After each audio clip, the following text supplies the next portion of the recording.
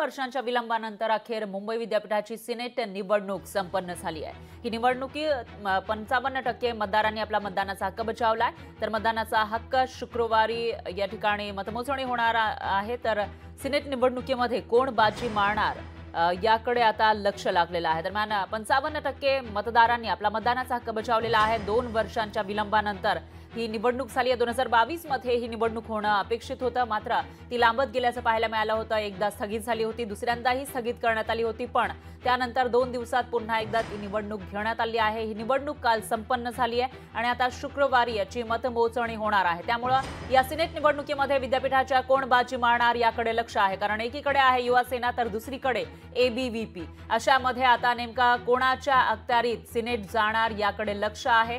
मुंबई विद्यापीठाच्या सिनेटची ही निवडणूक काल संपन्न झाली आहे।